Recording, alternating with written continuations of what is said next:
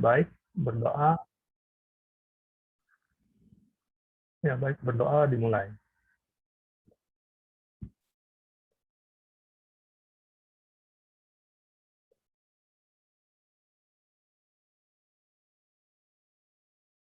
Berdoa selesai.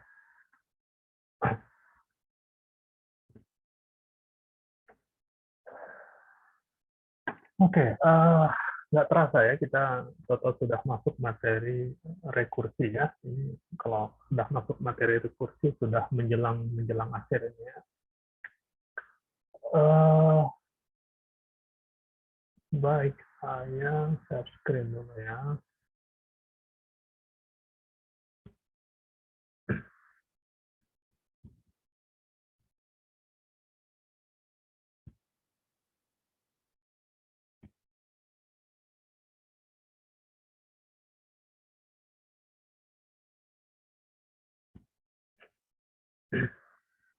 Ya,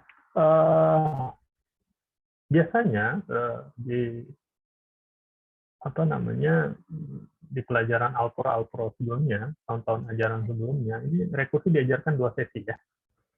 Sekarang 1 sesi ya, tapi kita beruntung ada praktikum, jadi ya 1,5 sesi lah bisa dikatakan begitu. Ya, jadi apa itu rekursi?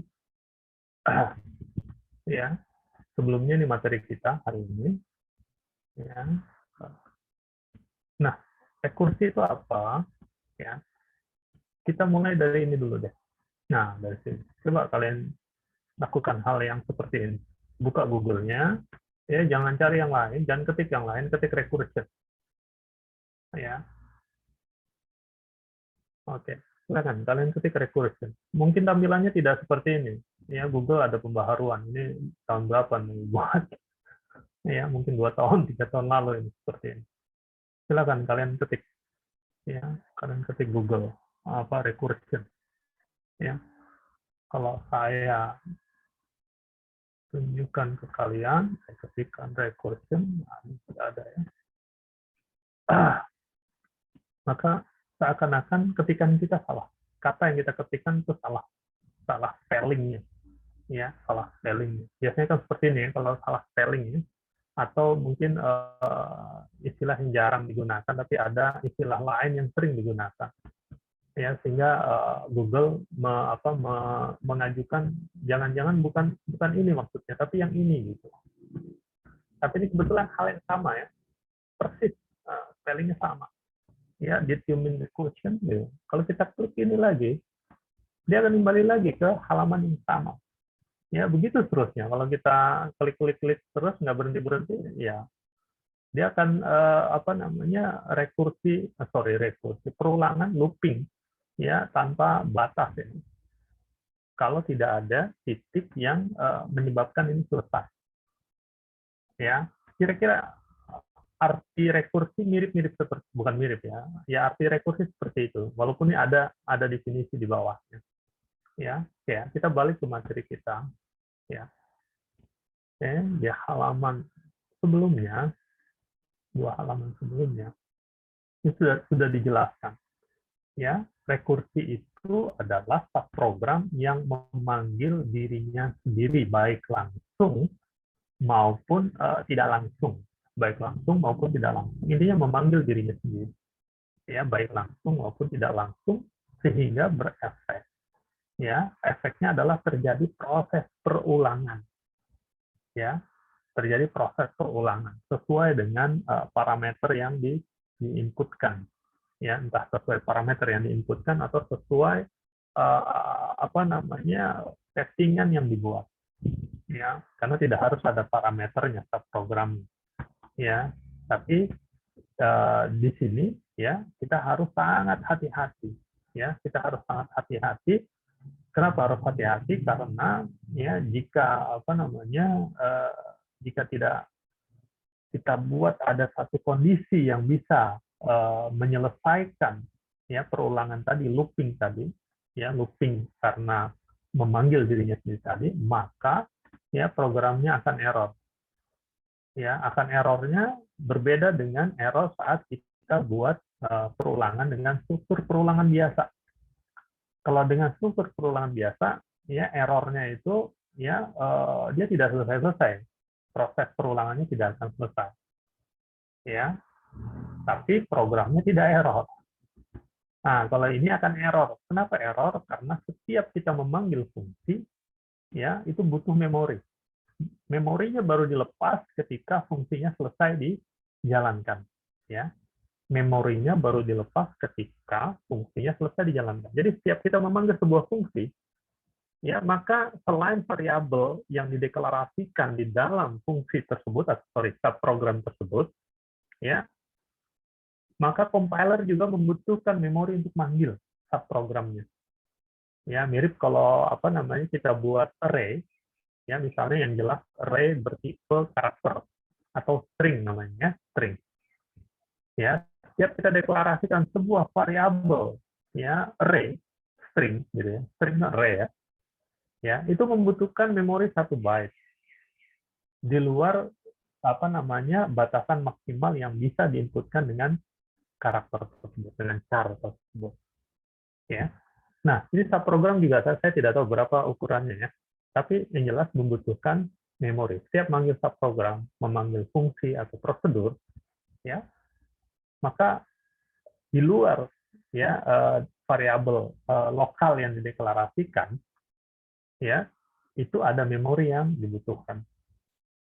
Ya. Jadi dengan subprogram yang dipanggil nggak habis-habis, memorinya kan akan nambah terus. Ya, sedangkan saat kita mengeksekusi sebuah program, ya itu dibatasi memorinya, ukuran memori. Sorry, komputer memang dunia terbatas ya. Komputer memang dunia terbatas. Memori yang kita miliki pun ada batasannya. Ya, selain memang compiler juga membatasi juga. Ya, jadi kalau di di Turbo Pascal itu istilahnya ada heap memory, ada stack memory. Ya, stack memory itu memori yang digunakan saat programnya di running. Ya, ya. Jadi kalau di Turbo Pascal, kalau di Free Pascal saya lupa ininya ya, errornya nanti bisa kita coba ya. Error message-nya. Kalau di Turbo Pascal error message-nya biasanya stack overflow. Ya, stack overflow. Jadi memori stack-nya udah overflow gitu, udah melewati batas. Ya, sehingga programnya error. Ya. Baik, itu kira-kira seperti itu gambaran besar dari konsep rekursi. Ya.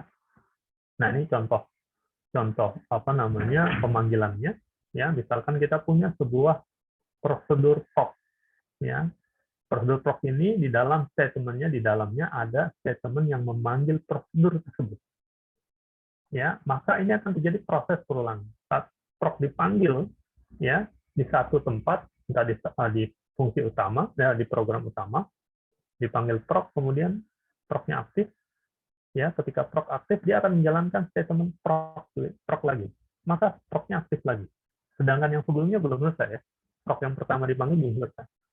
Kemudian muncul proc 2. Ya, mungkin parameternya berbeda. Ya, kalau parameternya sama bahaya. Ya, kalau parameternya sama berbahaya. Ya, bisa tidak selesai perulangannya. Ya. Jadi mirip dengan kalau parameternya sama, mirip dengan ini kalau di lift, kalian naik lift ya.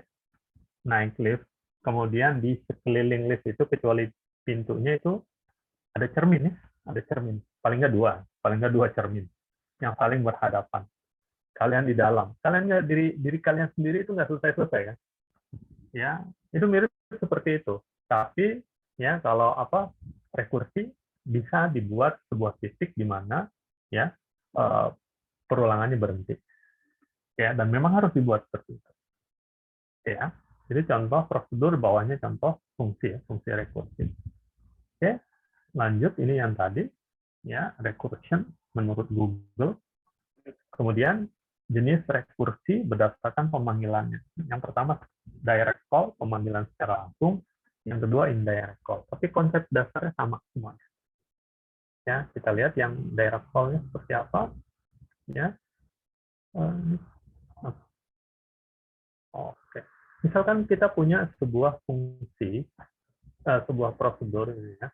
Sebuah prosedur ya di dalamnya dia memanggil dirinya sendiri. Nah, ini namanya direct call. ya. Atau kalau digambarkan, ini ada yang ini nih. Ada yang gambar. Ya udah nggak apa-apa. Ya, direct call ya. Oh, nggak ada gambarnya. Ya nggak apa-apa. Oke, kemudian yang indirect call. Ya, indirect call bisa misalnya fungsinya ada dua. Ya, subprogram satu memanggil subprogram dua, subprogram dua memanggil subprogram satu. Ya, saling memanggil gitu. Intinya terjadi proses perputaran gitu ya, looping ya di antara kedua subprogram tersebut. Ini juga dikatakan sebagai rekursi, tapi rekursi jenis indirect call ya. Atau mungkin subprogramnya banyak, jadi aneh. Gampangnya gini deh, gampangnya. Nggak usah lihat di sini. Nah, saya coba tutup dulu. Tutup dulu. Klik lagi. Ah,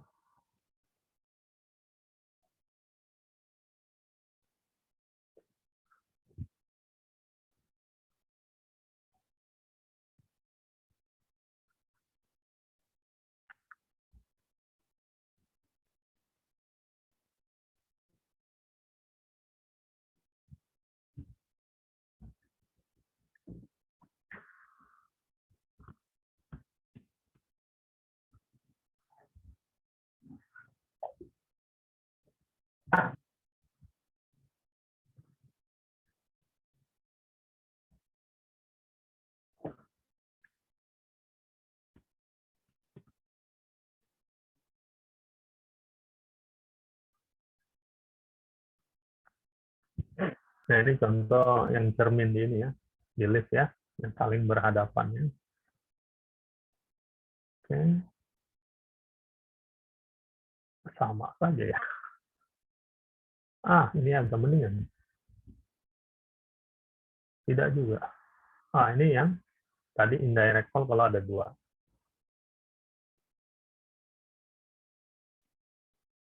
Oke, nggak apa-apa dah. Ya, ternyata tidak berubah. Ya, jadi kalau jumlah subprogramnya ada sebanyak M buah yang melakukan indirect call secara rekursi secara indirect call. Jadi misalkan ini M1 atau subprogram 1. Subprogram 1 memanggil subprogram 2. Subprogram 2 manggil subprogram 3. Subprogram 3 manggil subprogram 4, begitu seterusnya sampai ya memanggil subprogram yang ke N. Kemudian subprogram yang ke N balik lagi manggil subprogram yang ke 1. Ini ya terjadi proses pemanggilan ya yang ujungnya akhirnya balik lagi ke titik semula, ke subprogram semula. Ya, ini juga dikatakan indirect call. Ya, tapi ini rumit sekali kalau sebanyak ini.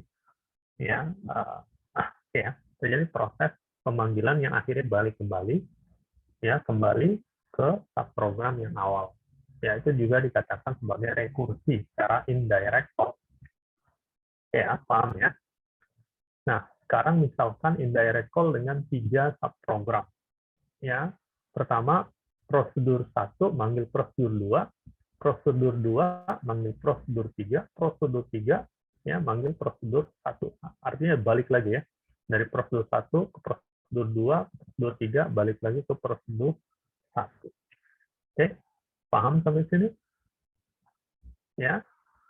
Kira-kira masalahnya apa nih kalau indirect call begini? Yang udah baca udah paham.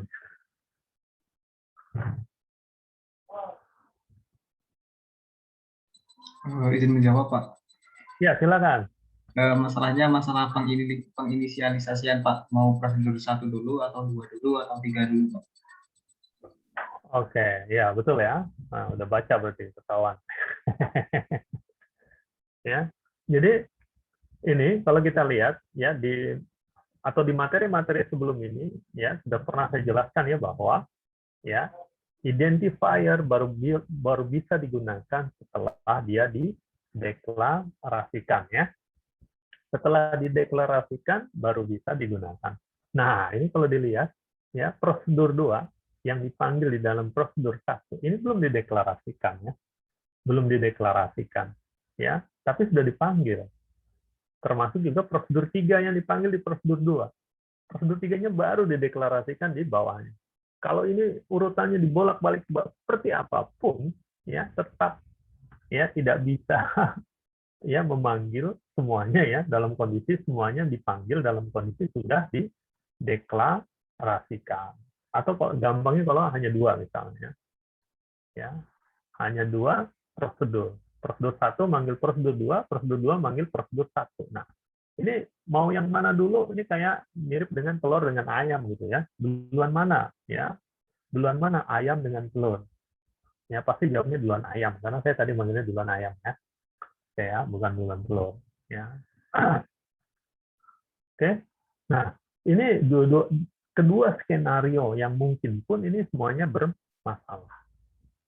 Ya. Nah, untuk Pascal ya untuk Pascal dia memberikan apa namanya sebuah memberikan solusi dengan sebuah kata kunci ya. Jadi di dalam prosedur 1 memanggil prosedur 2, kemudian prosedur 2 memanggil prosedur 1 ya. Ini tinggal ditambahkan ya bagian deklarasi tambahan ya. Jadi saat prosedur 1 kita deklarasikan di mana prosedur 1 memanggil prosedur 2 atau sebaliknya pun dua-duanya bermasalah sehingga butuh sebuah statement atau kata kunci forward ya. Jadi kalau prosedur 1 kita deklarasikan dulu dan di dalamnya memanggil prosedur 2 ya, tinggal prosedur 2-nya kita deklarasikan dulu namanya ya, namanya dulu yang kita deklarasikan. Kalau di dalam sini ada parameternya juga ikut kita deklarasikan persis. Intinya baris pertama ini kita copy saja taruh di atas. Kemudian tambahkan kata kunci forward. Masalahnya selesai dengan itu. Ya, jadi ibaratnya ya kalian belum nikah bahkan ya, bukannya belum punya anak ya, belum nikah bahkan, atau jangan-jangan saya ada yang salah, jangan ada yang sudah menikah. Ya, kalian sudah walaupun belum menikah, kalian sudah menyiapkan nama anak ya. Misalnya, ya kalau orang yang berpikiran maju gitu kan, berpikiran maju ya merancang masa depannya dengan baik ya, mungkin sudah menyiapkan nama anak. Kalau anak laki-laki saya siapkan seperti ini, nama anak perempuan saya siapkan seperti ini ya. Nah, kalau saya belum menyiapkan apa-apa dulu ya, tapi ketika sudah punya anak saya sudah punya pola, saya buat pola saja biar gampang kasih nama ya. Biar gampang aja ya. Oke, jadi ya solusinya adalah dengan mendeklarasikan namanya dulu ya, kemudian tambahkan kata kunci forward ya. Dengan ini permasalahan selesai ya. Ya, lanjut ya. Ini contoh rekursi, misalnya faktorial ya, faktorial. Jadi faktorial ya, ini adalah rumus rekursi dari faktorial ya, rumus rekursi dari faktorial. Sedangkan definisi faktorial ya, ini kalau saya stop dulu sih. Kenapa saya stop ya, lupa, ini nggak apa-apa. Ya, maksud saya mau pindah bukan mau nyetop ya. Mau pindah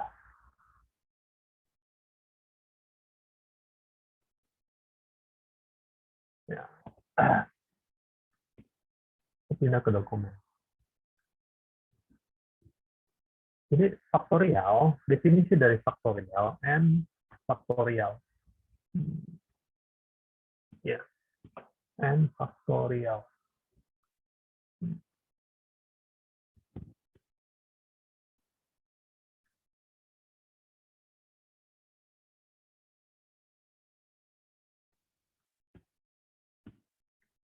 Ya, n faktorial definisinya itu 1 ya dikali, kalinya gini nggak apa ya, kali 2, anggap aja ini kali 2 dikali 3 ya, kemudian dikali seterusnya sampai dikali dengan n min 1 ya, kemudian dikali n ya. Ini definisinya di mana n ini adalah N adalah bilangan asli. Nah, ini definisi dari apa namanya faktorial, ya.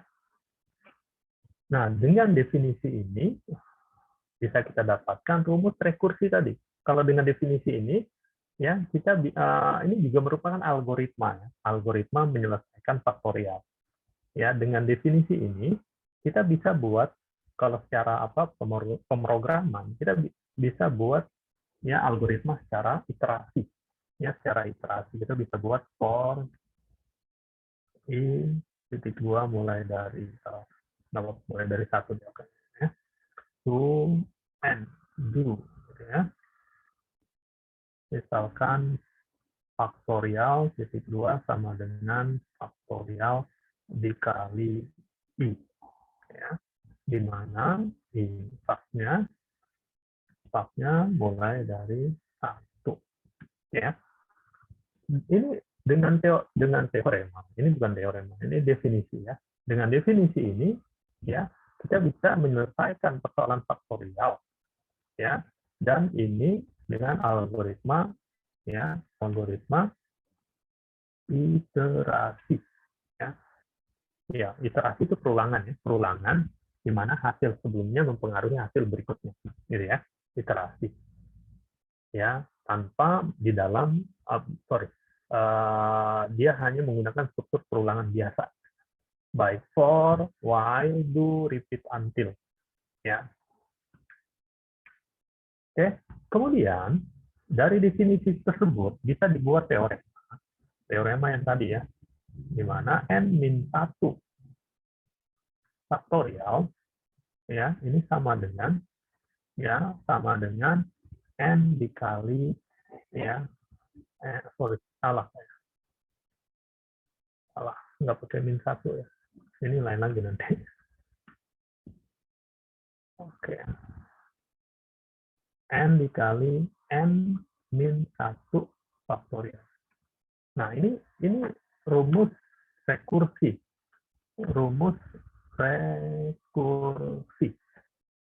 Ya. Jadi kalau kita gunakan rumus ini ya untuk kita terjemahkan ke dalam bahasa pemrograman tanpa ya rekursi, bisa digunakan tapi lebih rumit ya.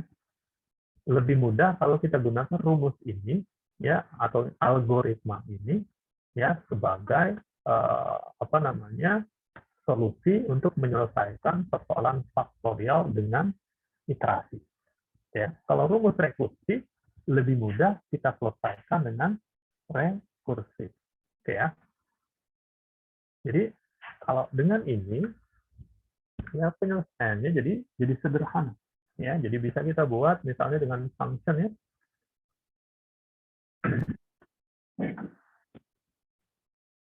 function misalnya rekursi faktorial ya, faktorial and integer ya. Ininya misalnya integer aja nggak apa-apa ya, cuman sedikit yang bisa masuk apa sementara integer dulu ya. Ini langsung saya buat dalam fungsi selesai ini ya, faktorial titik 2 sama dengan ya n, rumusnya ya n dikali, nah rekursinya di sini ya, faktorial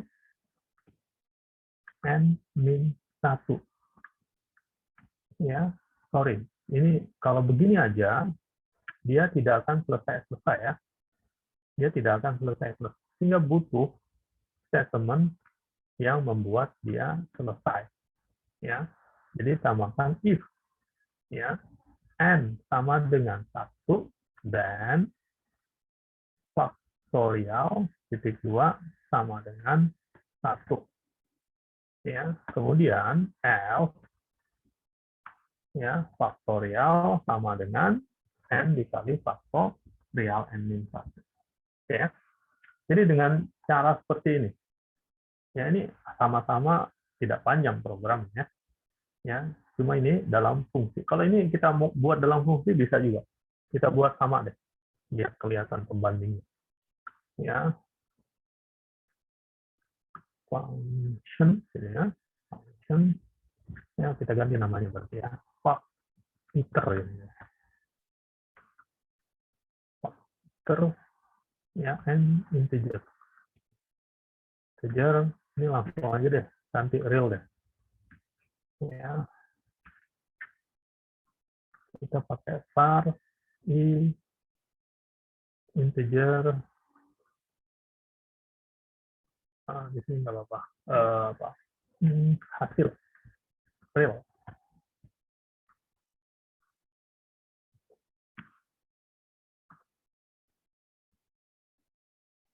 Sama ini dulu ya, ini hasil ya, kita ganti hasil,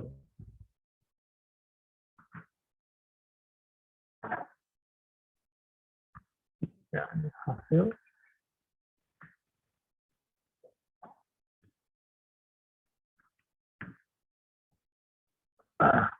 hasil itu semua sama dengan hasil dikali i, atau mungkin dibalik deh, biar sama dengan rumusnya ya, i dikali, salah ya, benar-benar tidak salah sih, sama saja, hasilnya sama, nah, hasil dikali i, ya, kemudian baru setelah itu ya nilai fungsinya, faktornya baru titik 2 sama dengan hasil, n, ya, ini kita kasih nama, ini rumus, bukan rumus ya, ini definisi, tapi yang apa rumus ini, rumus iterasi,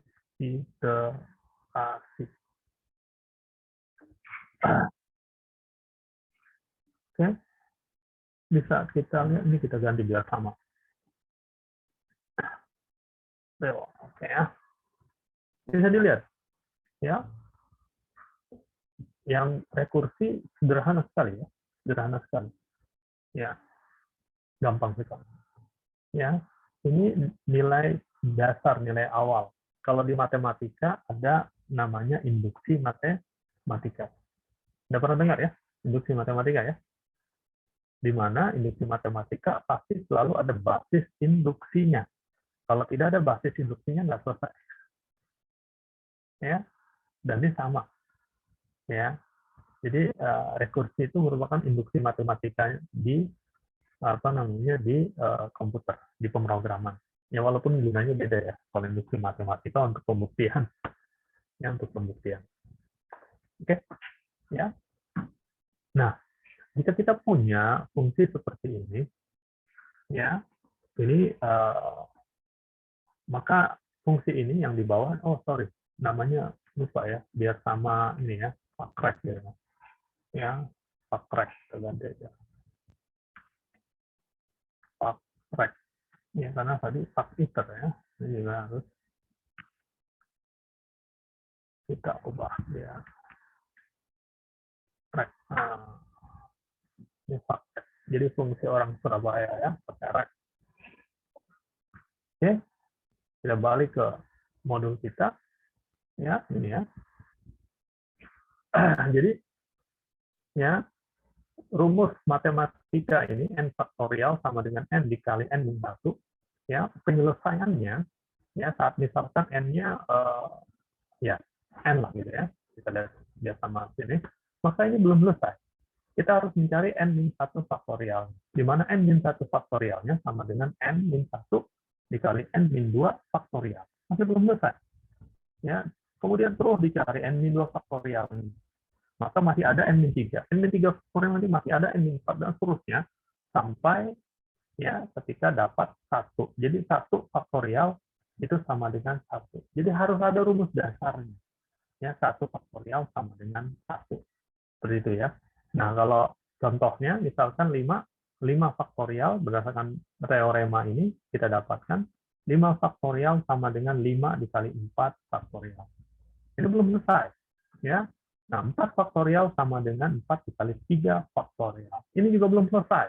3 faktorial sama dengan 3 dikali 2 faktorial. Ini juga belum selesai. Ya, 2 faktorial sama dengan 2 dikali 1 faktorial. Harusnya gitu ya, ini kurang ya. Ya, 3 faktorial, 2 faktorial sama dengan 2 dikali 1 faktorial. Dan itu belum selesai. Ya, harus ada definisi awal tadi. 1 faktorial sama dengan 1. Maka, ya, terakhirnya 1 faktorial sama dengan 1. Jadi, 5 dikali 4 dikali 3 dikali 2 dikali 1. Kira-kira seperti itu. Ya, konsep dari rekursi. Secara matematis ini ya, secara matematis. Oke, paham sampai sini? Paham? Ada pertanyaan? Silahkan kalau ada pertanyaan.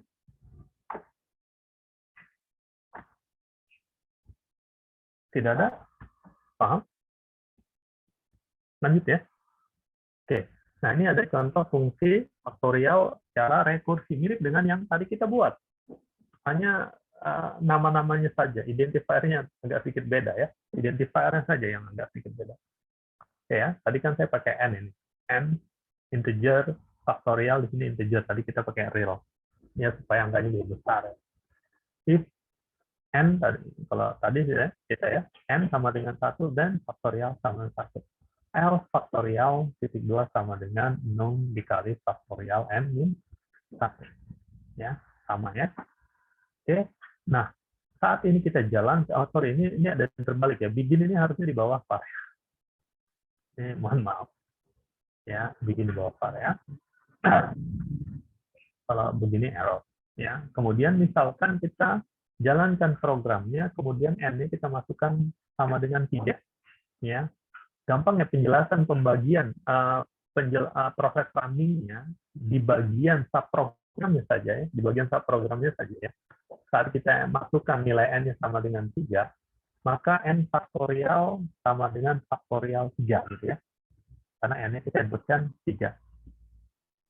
Nah, berarti fungsinya aktif ya, faktorial dengan n3 aktif ya, dengan 3 aktif, maka dicek if 3 sama dengan 1, tentu salah ya.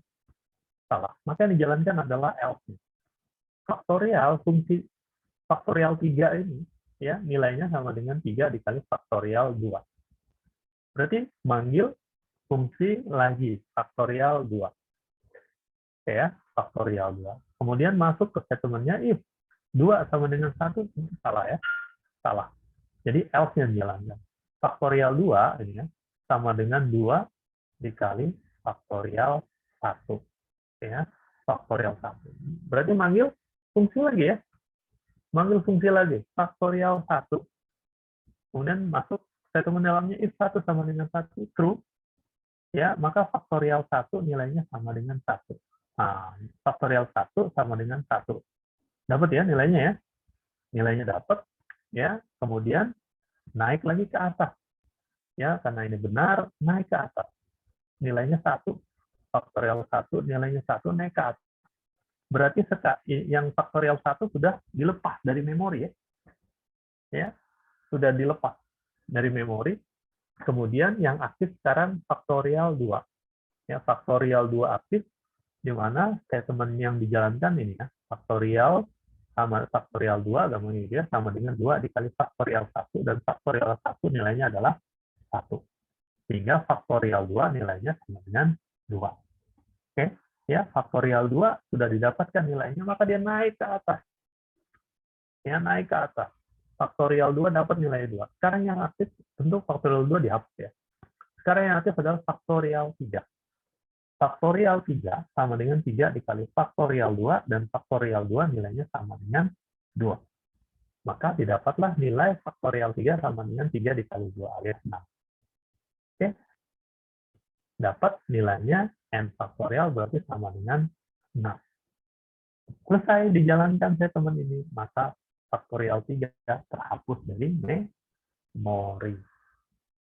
Oke, paham ya? Itu rekursi. Jadi nggak ada statement perulangan ya, kecuali yang berkaitan dengan rekursi.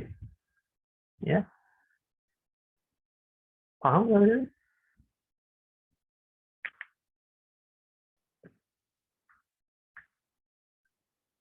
Paham? Ada pertanyaan? Silakan.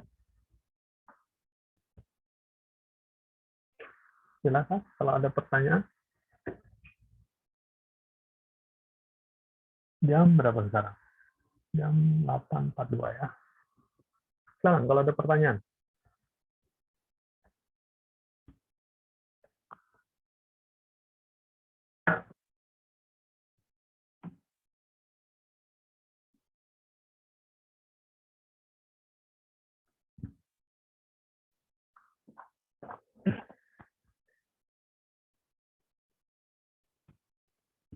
Nggak ada pertanyaan. Oke, kalau tidak ada pertanyaan, coba kalian buat tadi program ya, rekursi dengan tadi menghitung nilai faktorial. Tapi kalian bandingkan dua, ya, kalian bandingkan ya algoritma iterasi dengan algoritma rekursi yang tadi saya ketikkan tadi. Kalian buat program lengkap.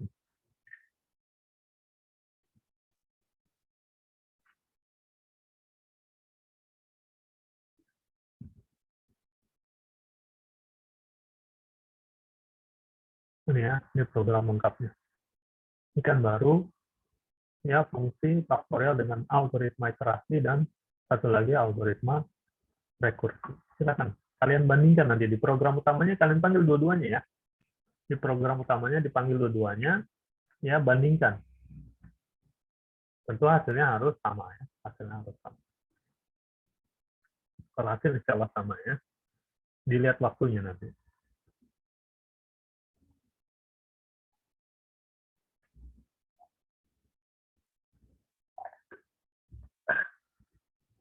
Ambil kalian kerjakan sebentar ya.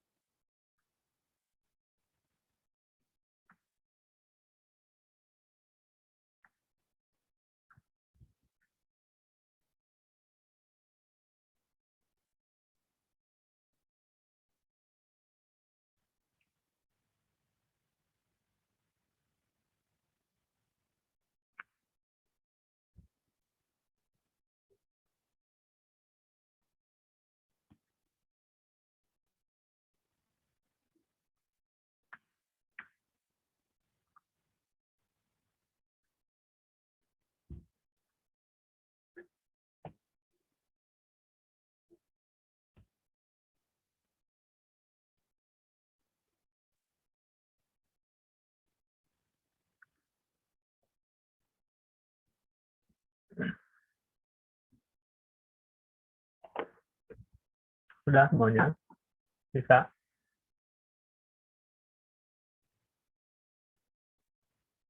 Ini yang saya buat ya. Jadi kita membandingkan ya. Jadi hanya programnya fungsinya sama ya dari tadi ya. Di program utamanya hanya kita tampilkan dua-duanya ya. Jadi kita panggil dulu iterasi, kemudian baru rekursi ya. Karena baik iterasi maupun rekursi bertipe real, kita berikan formatnya, format tampilannya.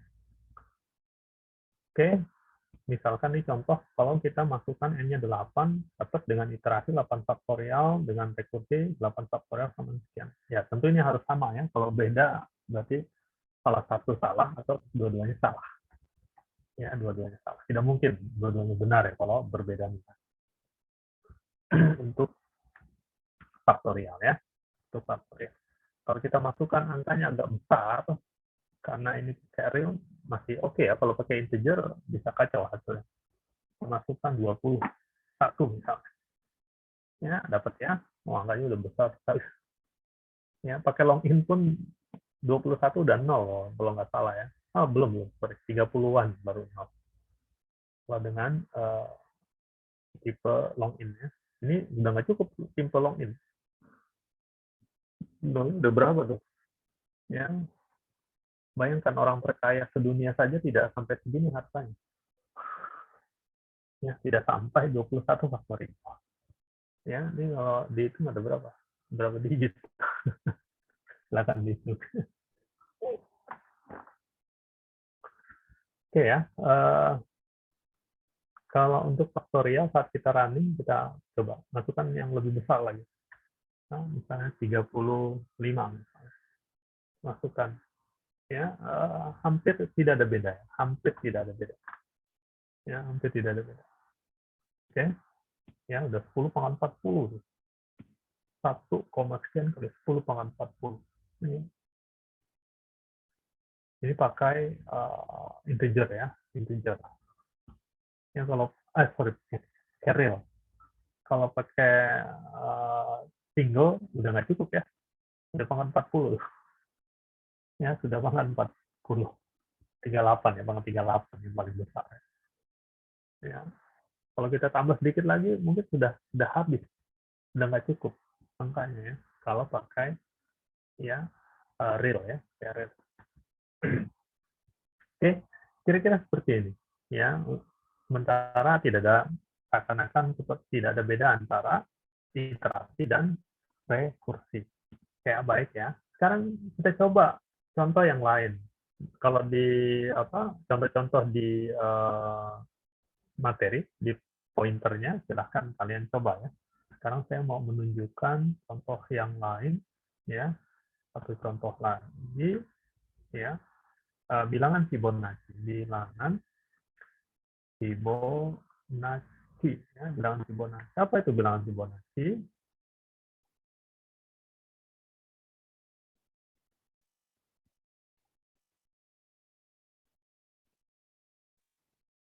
Ya, bilangan Fibonacci ini adalah barisan bilangan di mana A1 yang kayak gini aja ya. Kayak F aja. F1 sama dengan 1, kemudian F2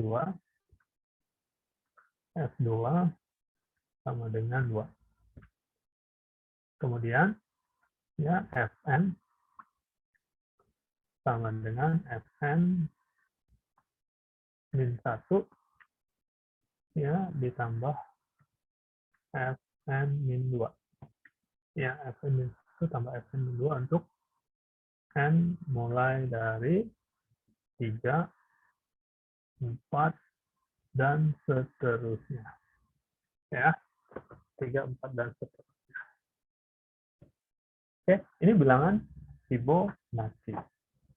Coba kalian buat program, baik secara iterasi maupun secara rekursi, mirip dengan yang tadi.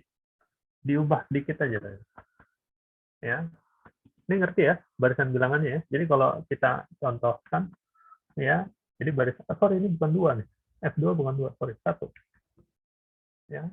Jadi kalau dicontohkan barisan bilangannya, yang pertama 1, kemudian 1 lagi, kemudian yang keduanya ya suku pertama apa barisan pertama F1 ditambah F2 ya. Jadi sama dengan 2. Kemudian 1 tambah 2, 3. Kemudian 2 tambah 3, 5. Kemudian 3 tambah 5, 8. Kemudian 5 tambah 8, 13. Kemudian 2, 1. Kemudian 3, 4. Dan seterusnya. Oke ya, ini barisan bilangan seperti ini. Silahkan buat programnya dengan iterasi maupun rekursi.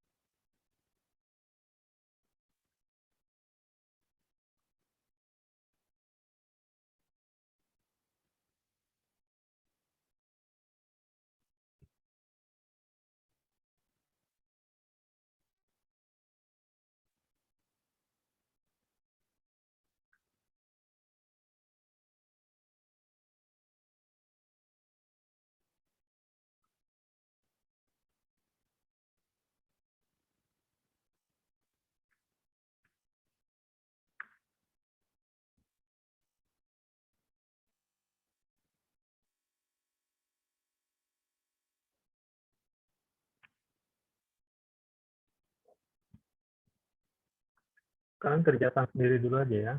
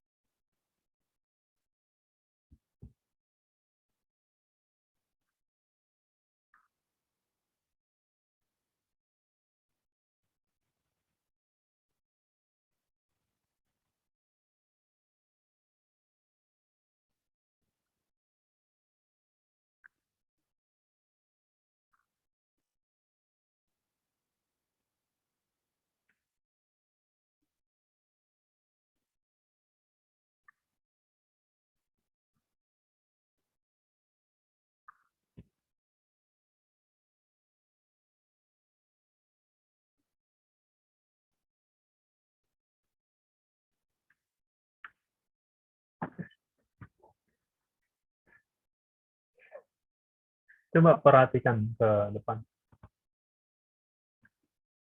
Saya sudah buat ya. Kita running programnya.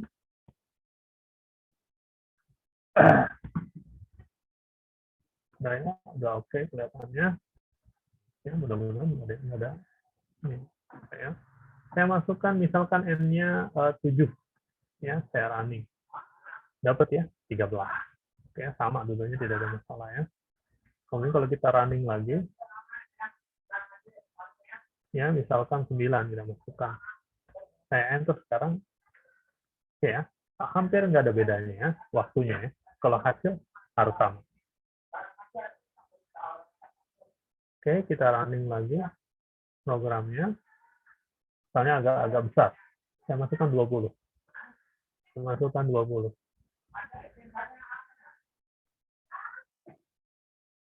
Kita enter, ya perhatikan ya, ini saya enter ya.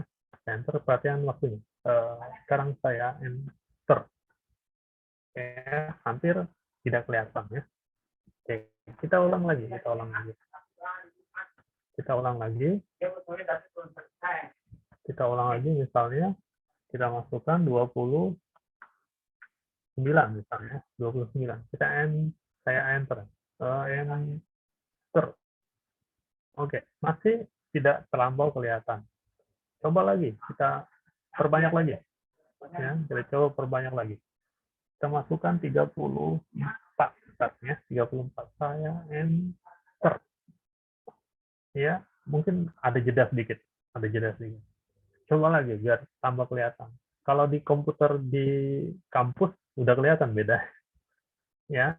Sekarang ini pakai server masalahnya. Ini pakai server dari ini ya, web yang ini ya. Kita running lagi, kita masukkan misalnya 40 dan 40 ya. Kalau di komputer kampus 40 udah lama. Ini saya enter.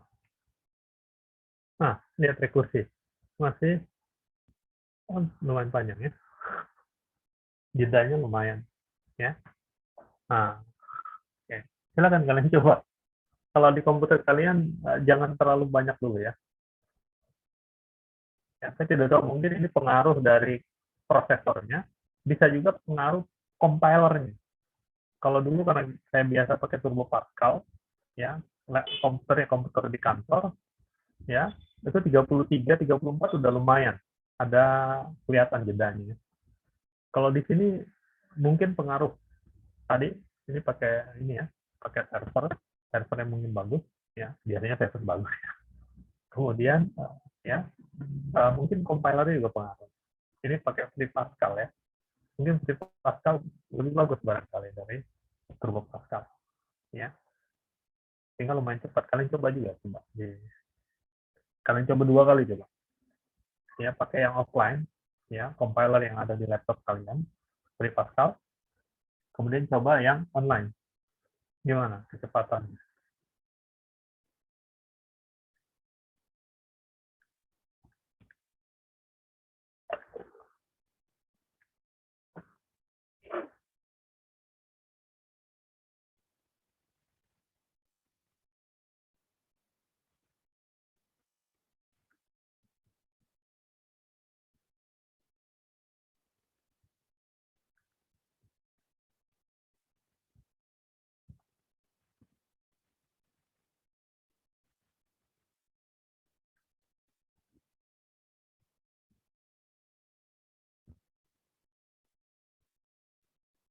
Bentar ya.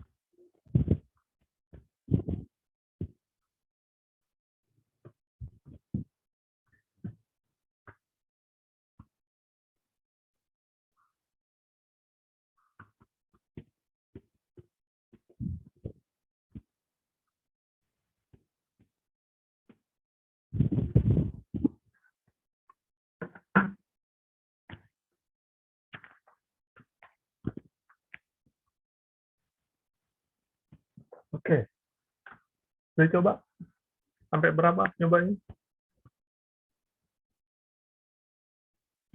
Nyobanya sampai berapa? Ya, ada yang masih aneh program ini. Ya. Kalau mau nyoba bisa sampai 10 menit, 20 menit, 1 jam, 2 jam bisa ya. Tinggal masukkan aja angka yang besar ya. Dan kira-kira kenapa? Kelihatan sekali bedanya.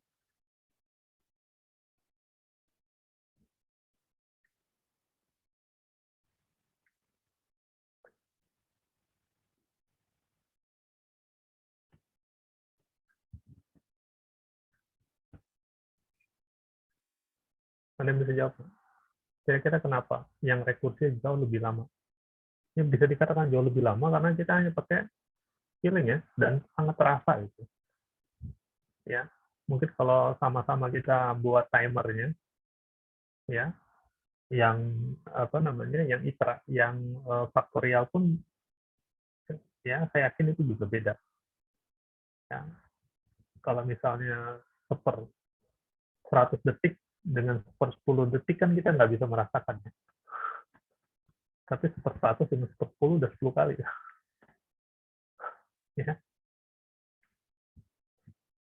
Kalau 1000 ya dengan 1 detik ya mungkin juga nggak terasa sama kita. Tapi udah bedanya 1000 kali. Ya. Apa kira-kira beda penyebabnya? Penyebabnya apa? Kenapa jadi lama?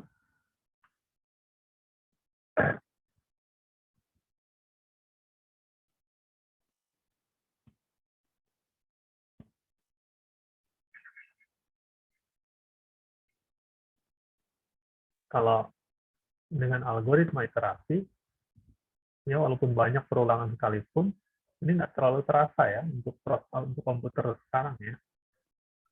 Ya mau 1000 pun juga ini nggak terlampau terasa ya. Ya perulangan 1000 kali itu singkat sekali dengan menggunakan iterasi biasa. Nah, oh,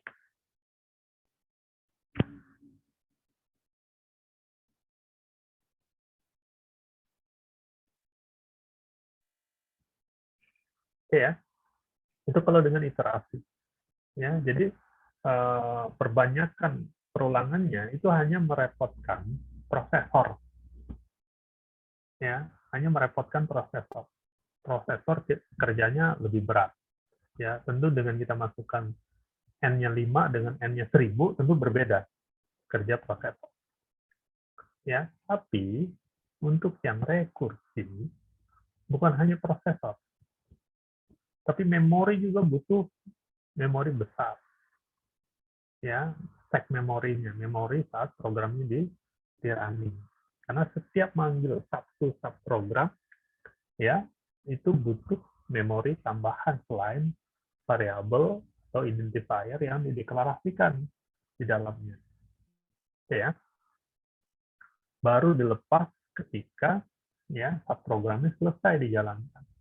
Nah ini kan satu belum selesai, ambil lagi satu, jalani satu lagi, belum selesai jalanin lagi, belum selesai jalanin lagi, begitu tuh. Ya terlalu menjorok ke bawah.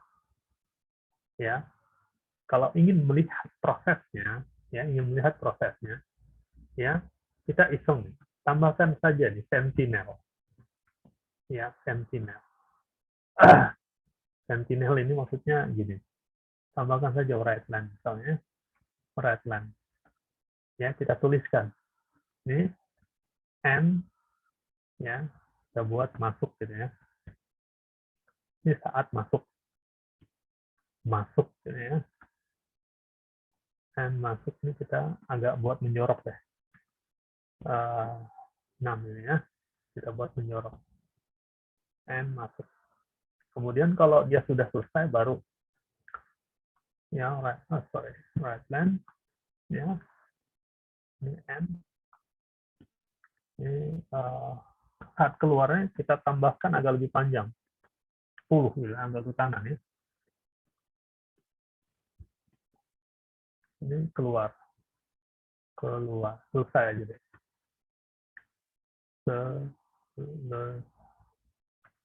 Oke ya.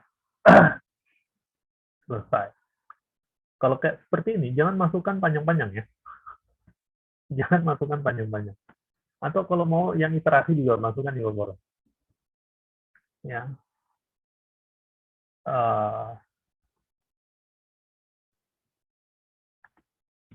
Kita copy aja, kita copy.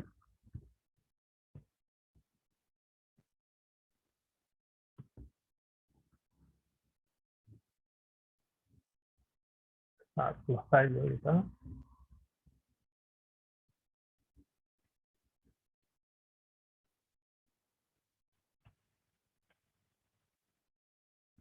Ya, kita running programnya, kita masukkan nggak usah besar-besar. 5 aja. N-nya 5. Bisa dilihat ya.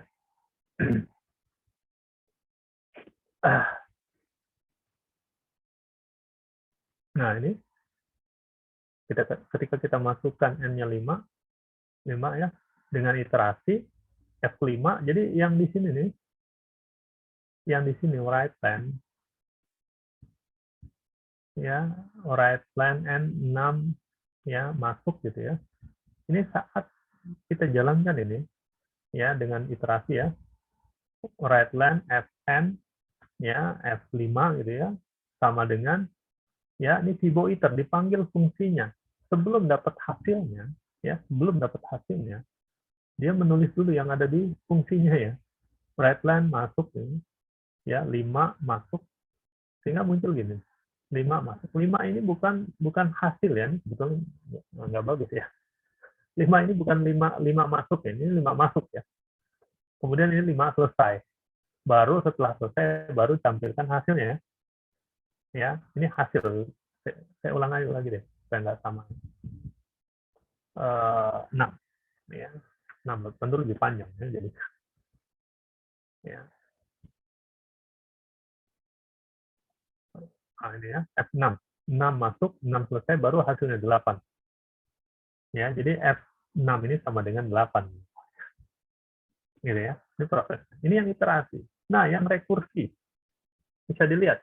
Hanya 6 tuh. Gitu panjangnya prosesnya. Baru hasilnya dapat 8. Ya. Jadi, kita lihat 6 masuk, 5 masuk, 4 masuk. Nah, ini 6 masuk coba. Yang mana tuh? 6 masuk. Ya, saat N, kita masukkan N-nya 6. Ini ya. Masuk dipanggil berarti fungsi, ya, rekursi F6 ya.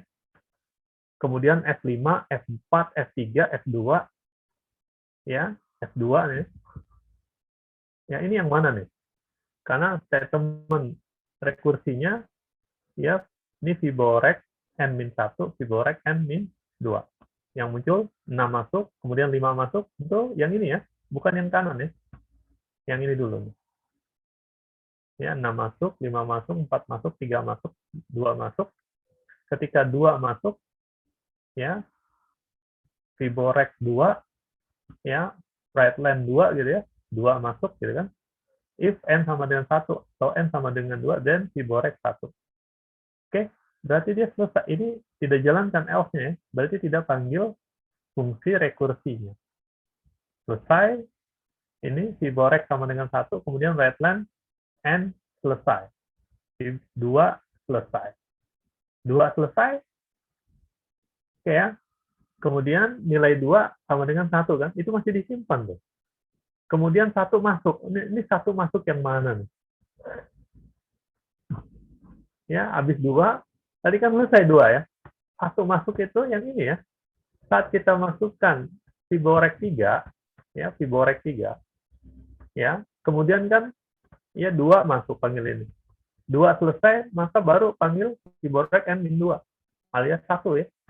1 masuk, kemudian panggil Fiborek 1, maka if n sama dengan 1 benar, ya, Fiborek sama dengan 1. Fiborek 1 sama dengan 1. 1 selesai. Ya, 1 selesai. Oke ya. Jadi Fiborek 3 sama dengan Fiborek 2, 1 ya, ditambah Fiborek 1. Nilainya juga 1. Sehingga Fiborek 3 dapat nilainya 3. Maka Fiborek 3 selesai. Ya, Fiborek 3 selesai. Oke. Kemudian Fiborek 2 masuk. Dari mana Fiborek 2? Fiborek 2 ini sebenarnya yang ini nih. Yang 4. Fiborek 4 sama dengan Fiborek 3. Fiborek 3-nya udah selesai, baru masuk Fiborek 2. Pusing ya? Oke, coba kalian pelan-pelan pahami baik-baik. Ini salah satu cara memahami proses running ya dari Fibonacci. Ya, gampangnya begini. Ini kita pindah, kita masuk ke, saya pakai ini aja deh. Supaya gambarnya enak, ya pakai presentation aja. Oke, kita buat agak besar.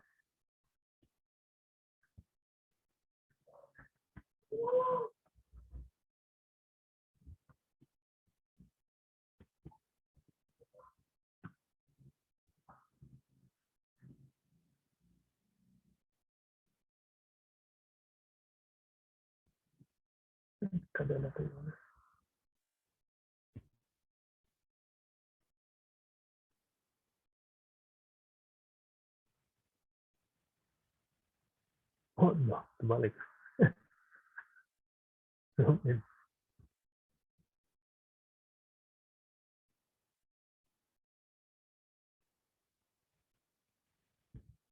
Oh, ada kecil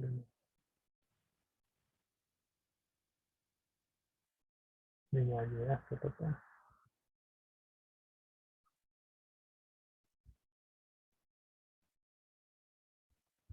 Ini mau apa?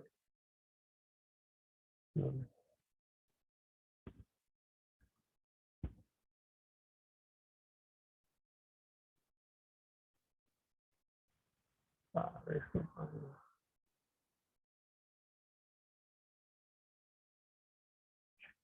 Oke, baik. Kita masukkan teks. Kita kecilkan. Fontnya mana? Oke ya. Pertama kita tulis F saja ya. F4 deh, nggak usah jauh-jauh ya. F4 saja. Saat F4 ya, ini kan dia harus mengerjakan ya F4 ini sama dengan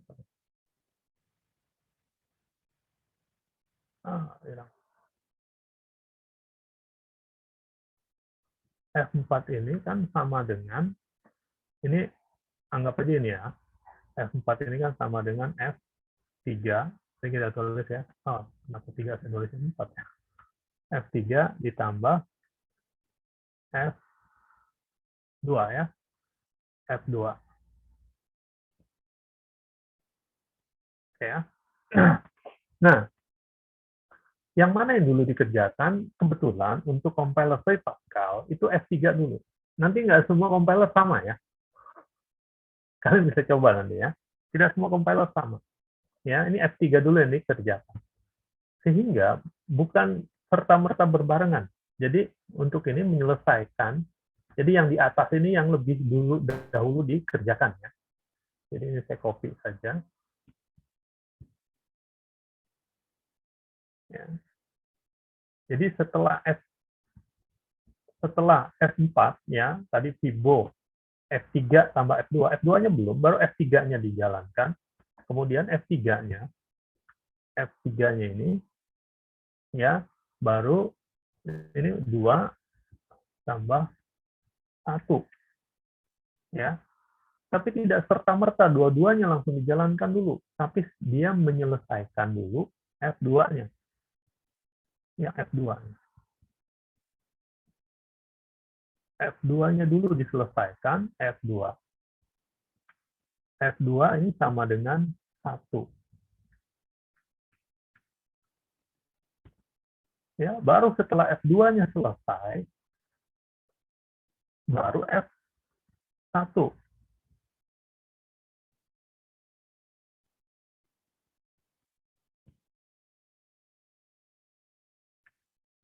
Ya, sehingga ya setelah selesai F1, F1-nya 1, F sebelumnya F2 1, maka baru F3 ini sama dengan ya, sama dengan 2 ya. Setelah F3 punya nilai sama dengan 2, baru ke F2 ya, baru ke F2. Baru ke sini dia.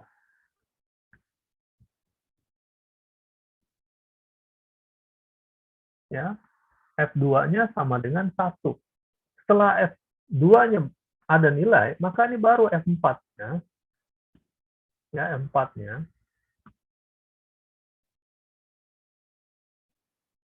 Ya, F4-nya baru ada nilai. F4 sama dengan 2 tambah 1, 3. Oke, dan baru selesai. Jadi kalau kita masukkan N-nya 4, maka pertama kali output-nya, ya, output-nya pertama kali, kalau lihat masuk keluarnya tadi, ya, ini pertama kali 4 masuk, ya, 4 masuk, ya, habis 4 masuk, ya, 4 belum keluar dulu, ya, baru 3 masuk, 3 masuk, gitu ya, 3 masuk, ya, kemudian 2 masuk, 2 masuk, ya, 2 masuk, kemudian ya 2 selesai, 2 selesai, selesai, ya. Ketika 2 selesai, baru 1 masuk. Yang ini nih, baru setelah ini selesai, baru 1 masuk. Ya, kemudian 1 masuk, 1 selesai. 1 selesai. Ya, 1 selesai baru ketiga. 3 aktif, 3 dapat nilainya 2, baru 3 selesai. 3 selesai. 3 selesai. Ya. 3 selesai baru masuk lagi 2. 2 masuk. Ya, 2 yang ini nih. 2 masuk, 3 yang ini selesai baru 2 yang ini masuk. Ya.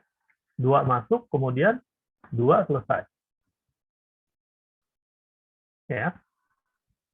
Nah, 3 sudah selesai, 2 sudah selesai, baru 4 selesai. Oke ya. Ingat ini ya. 4, 3, 2, 2 selesai, 1 masuk, 1 selesai, 3 selesai, 2 masuk, 2 selesai, 4 selesai. Oke. Nah, sekarang kita running program ini tadi. Ya, ini apa? Faktorial. Nah, oke ya. Kita running lagi programnya, kita masukkan 4. 4. Oke ya. 4 masuk, ya. Kemudian 3 masuk, 2 masuk, 2 selesai. 1 masuk, 1 selesai. Ya. 2 selesai, 1 selesai, maka 3 selesai. 3 yang ini selesai. Oke ya. 3 ini selesai, baru 2 masuk. Ya. 2 masuk, 2 selesai, baru 4 selesai. Baru hasilnya sama dengan 3. Seperti itu ya prosesnya. Paham? Paham tidak? Jam berapa? 9.35. Oke. Ya. Silahkan dicoba ya. Kalau agak-agak pusing sedikit, nggak apa-apa lah. Biasa. Kalian coba lagi sendiri nanti ya. Coba pahami baik-baik, pelan-pelan. Ya. Oke, ada pertanyaan sampai sini?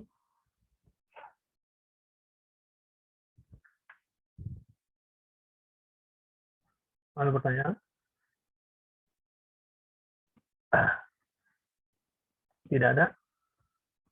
Kalau tidak ada, ya, presensi hari ini, ya, kalian jelaskan kesimpulan dari, ya, algoritma iterasi, apa itu algoritma rekursi, apa itu rekursi, ya, dan bandingkan dengan iterasinya seperti apa, pembandingan dengan iterasi seperti apa. Oke, paham ya? Jadi kesimpulannya, ini saya kasih jawaban jadi. Pertanyaan mudah. Kesimpulannya dulu ya Pak Jadi. Kesimpulannya yang tadi itu, pertanyaan tadi, jawaban dari pertanyaan tadi. Jadi, kalau kita punya persoalan yang bisa diselesaikan baik dengan iterasi maupun rekursi, sebaiknya gunakan algoritma